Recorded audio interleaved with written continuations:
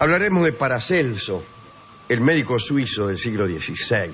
Vamos a ver quién era este tipo. Estaba medio loco, pero a la vez fue precursor de muchos adelantos en la medicina.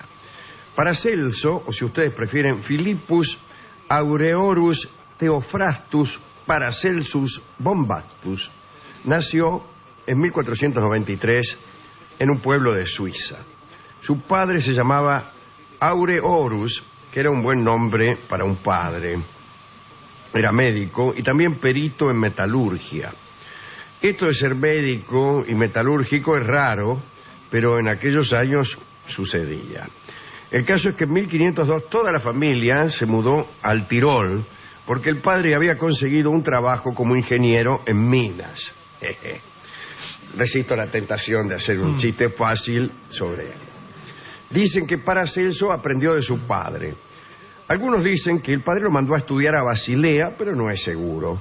Digo, no es seguro este dato, no digo que no sea seguro estudiar en Basilea.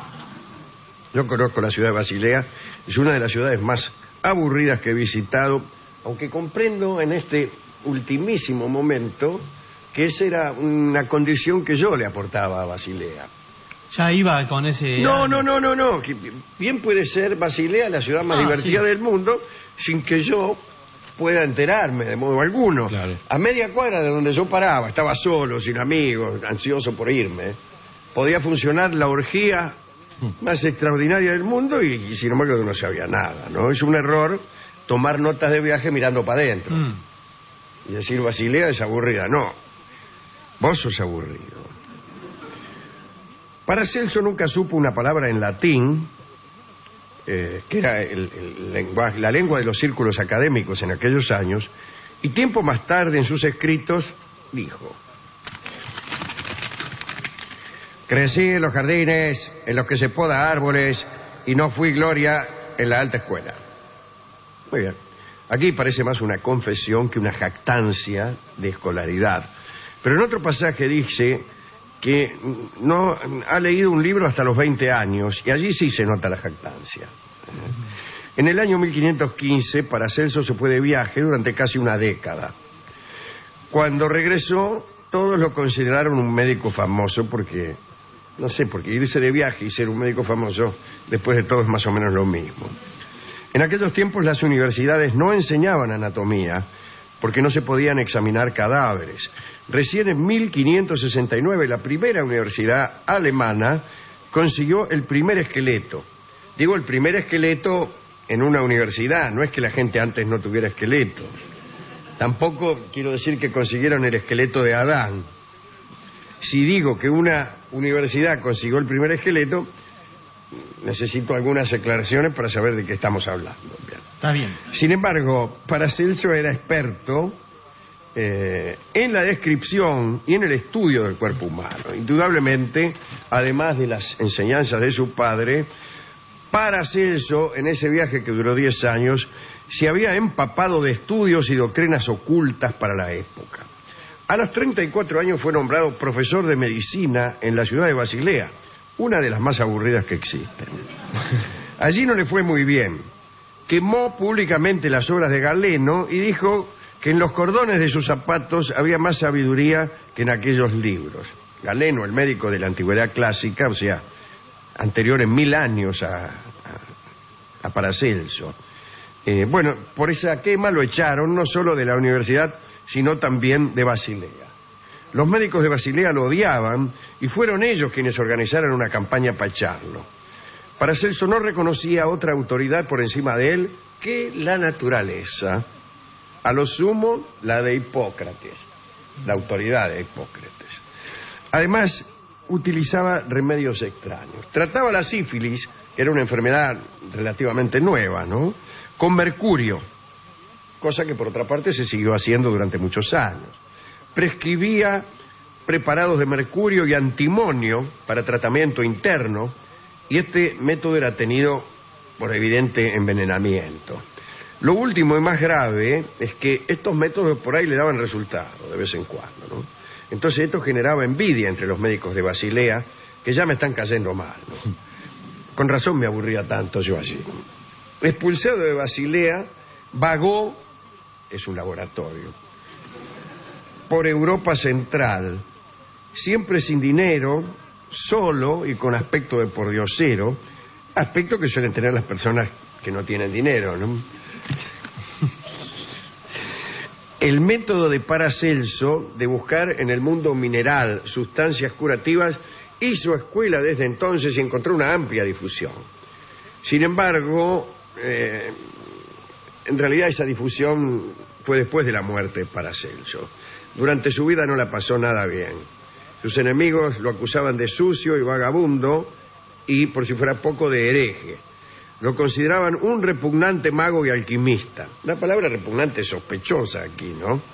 En una acusación, en un juicio que pretende ser mesurado, es siempre sospechosa. ¿Qué opina de Paracelso? Bueno, este repugnante médico... Bueno, bien. Parece que Paracelso era un poquito alquimista. Probaba el efecto de todas las materias suministradas por la naturaleza, no para transformar los metales en oro o plata, no para crear un remedio contra todas las enfermedades, es decir, la panacea, ¿no? La panacea era el medicamento que curaba todas las enfermedades. Poco importa el oro, dijo él mismo. Para mí lo importante es fabricar arcanos, los específicos, y emplearlos contra las enfermedades. Parece que Paracelso había aprendido el arte de la alquimia durante ese viaje en donde no hizo más que aprender. Había llegado hasta Constantinopla y allí había conocido a Salomón Trismosín, un mago alemán que andaba por Constantinopla. Durante varios años Paracelso trabajó con este muchacho que decía haber encontrado la piedra filosofal y, según también decía, había rejuvenecido gracias a ella. ¿Qué tal? Paracelso habla de Trismosín y dice: su piel arrugada y amarillenta se había vuelto tersa y blanca.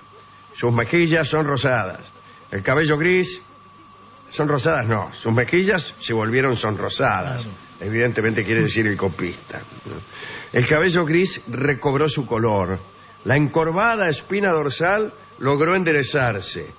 Y en el aspecto decisivo, que Paracelso no dice qué es, se volvió de nuevo un hombre muy poderoso. Trismosín decía tener 150 años y aseguraba tener el poder de vivir cuanto quisiera. Decía que solo iba a respetar el día del juicio final. Incluso se iba a morir nada más que por un carácter religioso. Bueno, junto a Trismosín, Paracelso hizo toda clase de estudios. Dijo que presentaron casos del prodigio de la panacea, lograron que mujeres de 70 años volvieran a dar a luz. Previa intervención de un señor, probablemente el mismo Trismosín. Y el propio Paracelso tomó fuertes dosis de aquel específico. Y Trismosín le indicó que los efectos llegarían cuando Paracelso notara que la vejez, pasados los años, no se presentaba. Claro, Paracelso se lo habrá tomado y habrá dicho, como yo me tomo una pastilla para el dolor de cabeza y si no se me pasa, digo, no pasa nada, estoy igual que antes. Pero entonces el otro le habrá dicho, no, esto lo vas a notar cuando tengas muchos años y veas que no envejeces. Habrá dicho Paracelso, ¿no? Bueno, estudiaron también los cuerpos que en Basilea tenían prohibidos. Después regresó Paracelso a Basilea y ahí lo echaron de la universidad, como hemos contado. Solo y mendigando se aisló en una pieza. Mendigar aislado en una pieza es totalmente improcedente. ¿Quién te va a dar nada? Se encierra en una pieza y empieza a mendigar. Una limonita.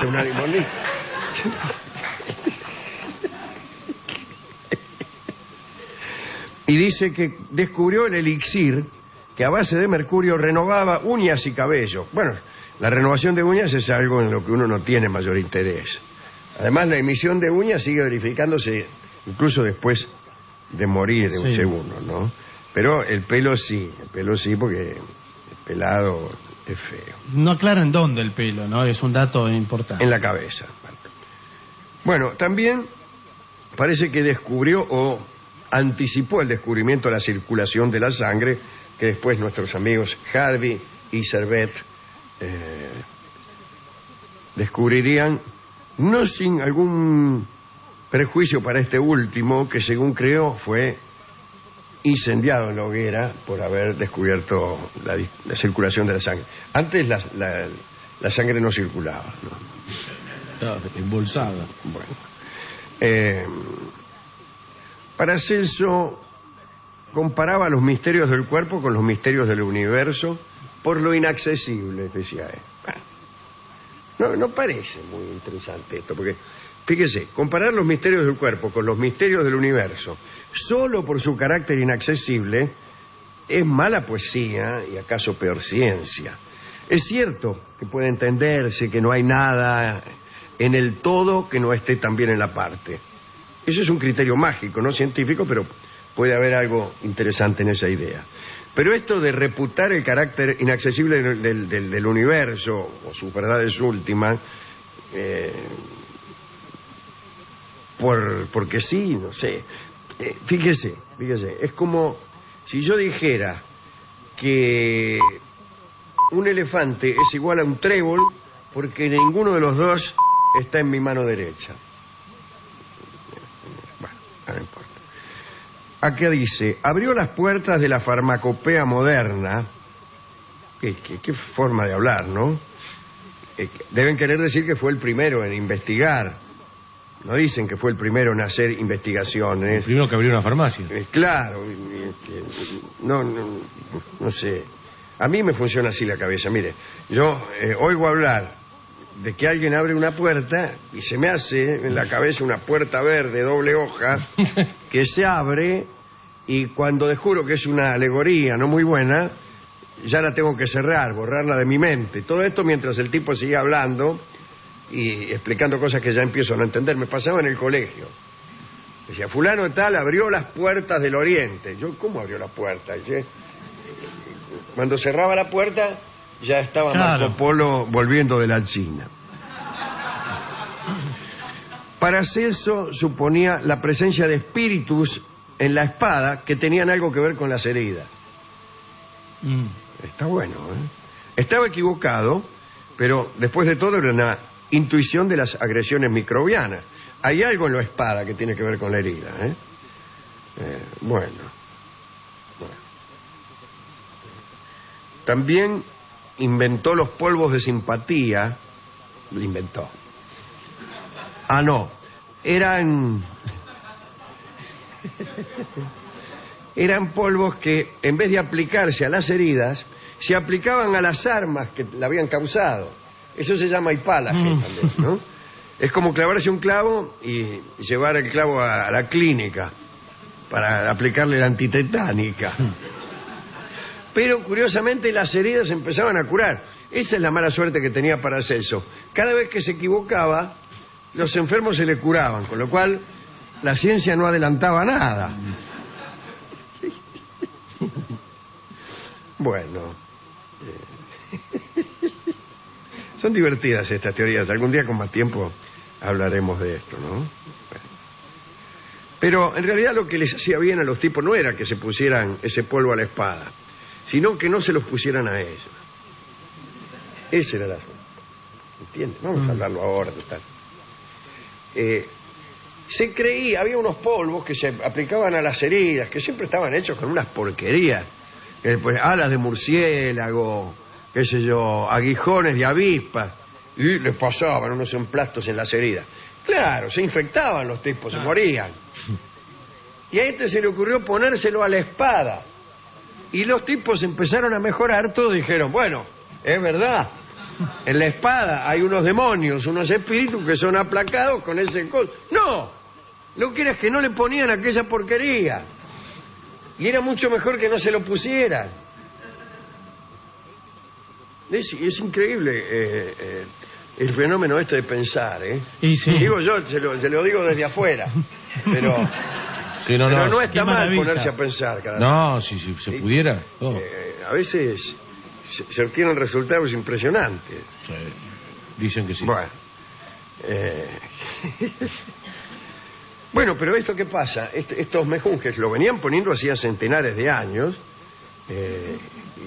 y entonces no había forma de discutir esto.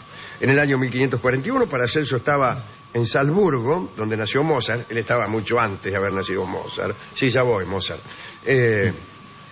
Y estaba dictando algunas cosas a unos discípulos que tenía. Se armó una disputa con unos médicos ortodoxos que pasaban por allí, no ortodoxos en su religión, sino en su carácter conservador. Se armó una pelea y a Paracelso le encajaron un palo en la cabeza y murió instantáneamente. ¿Cómo murió Paracelso? Murió por un palo que le dieron en la cabeza en una disputa académica. No en la cancha de Atlanta, Sí. ni abriendo ninguna puerta. Ni de Racing. No, no es ninguna metáfora. Recibió un duro golpe, no. En el sentido más literal, recibió un duro golpe que no fue un rechazo a sus teorías. No sé si Claro. me entienden. Sí, sí, no, Un no. tipo como con un palo le rompió el marote y lo liquidó. No son las puertas verdes de las No. que te habló y todo eso. Tenía 48 años, no el tipo que lo liquidó, del cual no se sabe gran cosa. Paracelso tenía Sino 40. el propio Paracelso, ahí está. El muerto que habla. Según en sus sí. escritos de esos días, el elixir de Trimocin, que le habían dado en Constantinopla, daba pocas señales de efectividad. Había llegado a un punto donde el pelo se le había puesto blanco, se le habían caído algunos dientes. En aquel tiempo un tipo de 48 años era un jovato, y ahora también. Menos yo, todos. Y se había tomado el elixir, mejor dicho, ya se lo había tomado antes. ¿Te acuerdas que el otro le dijo, vas a ver, cuando pase muchos años no te va a venir la vejez? Y le venía. Sí. Y ahí volvió a decir, pero Trismocin ya no estaba. Vaya a saber en qué calle de Constantinopla andaba Trismocin. Más de uno se habría muerto, ¿no? De creerle. Nombre de remedio que tenía Trismocin. Sí, sin fuerte.